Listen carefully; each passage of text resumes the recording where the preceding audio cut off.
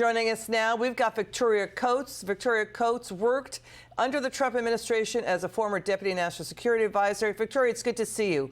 Okay, this new debate, how many Americans are in Gaza? How many are held hostage, Victoria? Because Senator Marsha Blackburn says Hamas is not letting 500 Americans leave, that under federal law, they too are hostages, along with the 10 kidnapped by Hamas. Where do you come down on this? Well, it's good to be with you, too. No, I mean, the whole thing is outrageous, and it tells you exactly who Hamas is. These people to whom we've been sending billions upon billions of American taxpayer dollars in so-called humanitarian aid, and they're paying us back by holding our own people in Gaza against their will. The Egyptians have opened the crossing. It would be possible for them to leave, but they're being held just like the 10 that were scooped up in southern Israel are being held. So, Victoria, let's get your reaction to the White House on the Americans held by Hamas in Gaza. Watch this. At last check, the administration is saying that Hamas was holding that up. Is that still the case?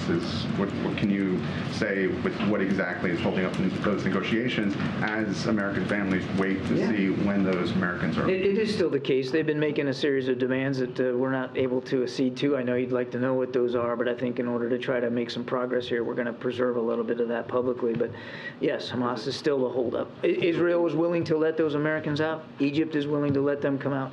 The holdup is Hamas. So the holdup is Hamas. Did you hear that, Victoria? This sounds like it's hundreds of Americans. I mean, we know that reports are coming in that foreign passport holders and the wounded started leaving Gaza via the border crossing into Egypt. But now there's a concern over the total number. Do you know what I mean, Victoria? Well, the whole thing is just incredibly sloppy. And to go back to the funding, I mean, for the president to go to Israel a couple of weeks ago and pledge another $100 million for humanitarian aid to Hamas, to Gaza. He's just paying these people to hold Americans captive. And the other thing is, though, Liz, I mean, this administration has a terrible history on assisting American citizens who find themselves in difficult circumstances, be it in Afghanistan or be it in Israel after the October 7th attack.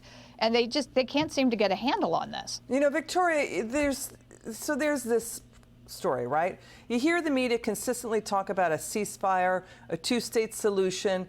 Hamas doesn't want a two-state solution. They don't want a ceasefire. They want to annihilate Israel. So when you hear the media and Democrats talk about that, what do you think? No, it's a problem, and it's a problem for the U.S.-Israel alliance. What Israel needs right now is for the United States to stand unequivocally with them, for us to pool our security resources, make clear that the United States is quickly getting Israel everything it needs to put down this horrible threat. And what they're hearing is from Secretary Blinken testifying this week, we stand forcefully with Israel, but we also stand forcefully with the innocent civilians in Gaza. Well, you can't have it both ways anymore. And we still have dozens of House GOP lawmakers saying, bring back the tough Trump-era sanctions, on Iran. You know, sanction the mullahs. They are responsible for severe attacks on their own people, women, children, seniors. They execute people in the public square. They attack women routinely. Iran is behind this. I mean, U.S. allies and the U.S. are talking about the possibility of this multinational force that may involve U.S. troops or Gaza placed under UN oversight. But, you know, Hamas is popular in Gaza. I mean, 6 out of 10, 7 out of 10 Gazans say yes to Hamas.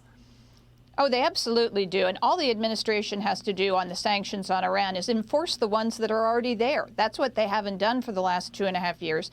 Tens of billions of dollars have poured into that regime, and they trained, equipped, and funded, then ultimately directed this attack on Israel. This is what happens. But they're so addicted to those millions of barrels of oil on the market every day, they won't do it. So why appease terrorists?